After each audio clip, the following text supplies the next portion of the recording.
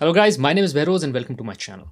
Have you ever wondered if you're getting the most out of your Canada pension plan, referred as CPP? Well, most Canadians have that question, and the difference could be costing you thousands of dollars in retirement. In this video, I'm going to break down exactly how much you can get from CPP at ages of 60 or 65 or 70, and the key factors that determine your payout and the best strategies to maximize your benefit. I'll run you through real numbers and case studies to help you make the smartest decision for your future. So if you want to optimize your CPP and avoid common pitfalls, stick around. This is going to be a game changer video. Additionally, in case you find any value, please press the like button, keeps me motivated, and second, subscribe to the channel because on this channel I post content pertaining to how you can achieve success in your career and build wealth. So if any of these topics are of interest to you, this channel is right for you. Now, first things first. What exactly is CPP? The Canada Pension Plan is a government-backed retirement pension that replaces part of your income after you stop working. It's taxable monthly benefit, and the amount you receive depends entirely on how much you contributed throughout your working years. You qualify for CPP by making contributions during your career. The more you earn up to the year's maximum pensionable earnings, which is referred as YMPE, and the longer you contribute, the higher your pension will be. For this year, the YMPE is $71,300.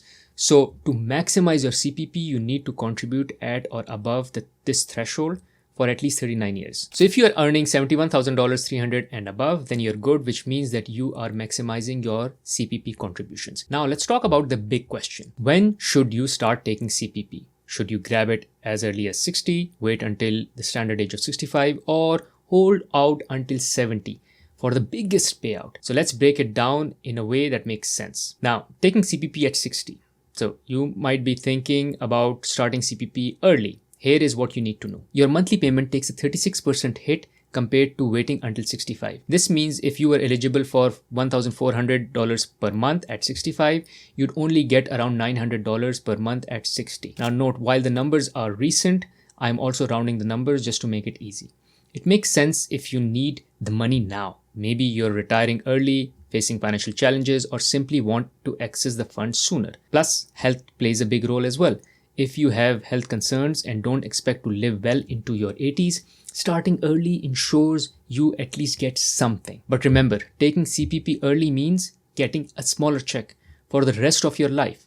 If you live into your 80s or 90s, you might end up with a lot less money overall than if you had waited. Now let's talk about taking it out at 65. This is the default option, and for good reasons. It offers a balanced payout without the heavy penalty of taking it out early. If you're in good health and have other sources of income to rely on for the first few years of retirement, waiting until 65 can be a smart move. Now, it works well with other retirement income sources like workplace pension, RRSPs, and OAS as well. The average monthly amount paid for a new retirement pension at age 65 is around $800, and the maximum it goes to is around $1,400. So clear up to on 60 age and 65. Let's talk about taking it out at 70. Now this is where things get really interesting.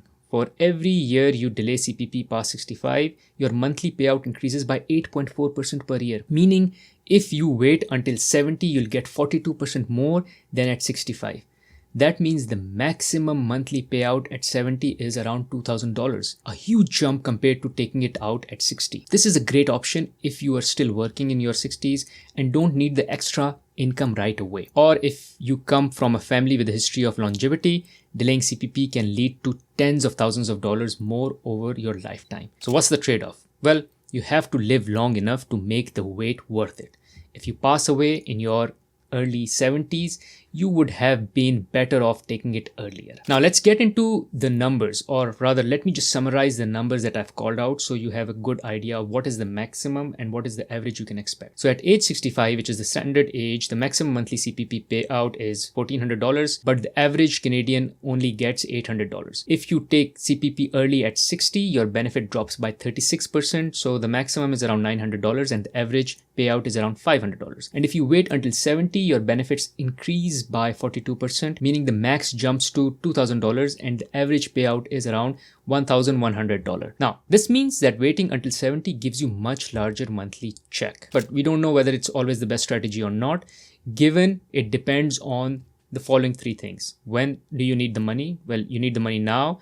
If you're retired, unemployed, or struggling financially, taking CPP at 60 might be the best option. Second is your health concerns. If you don't expect to live well into your 80s, starting CPP early could maximize your total lifetime benefits.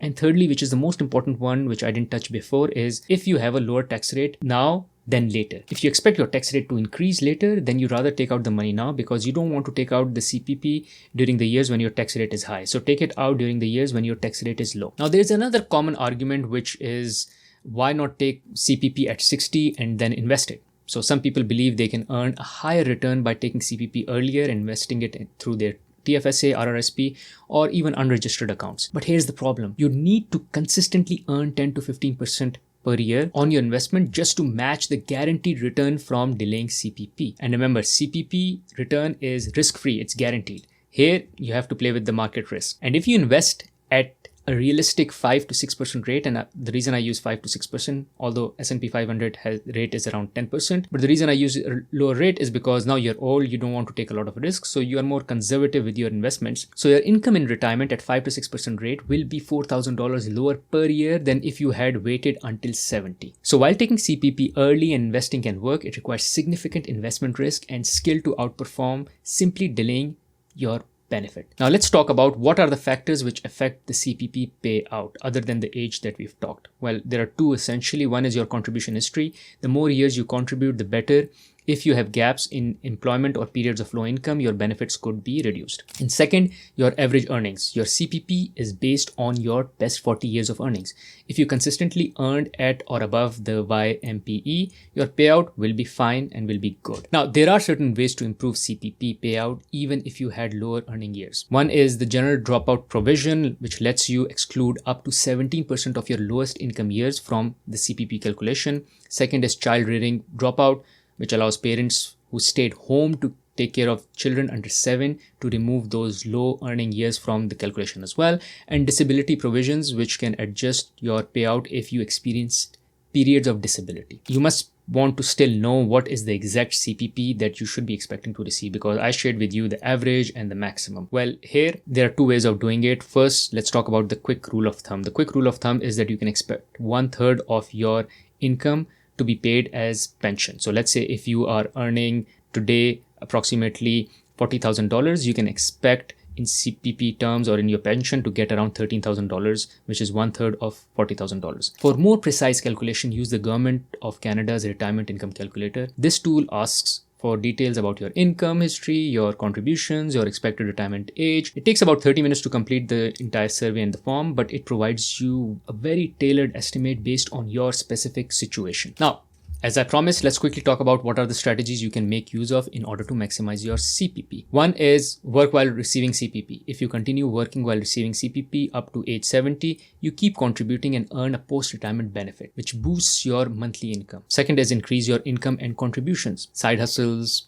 getting a promotion, and high-paying jobs all increases your earnings and hence your contributions, which lead to bigger CPP payout. And lastly, taking CPP, which I've talked before. Delaying past 65 increases your benefit by around 8.4% per year, a guaranteed return that's hard to beat with investments. In a nutshell, the biggest mistake people make with CPP is not running the numbers, not knowing what to expect. Your decision should be based on your health, income needs, and financial situation, not just gut feeling.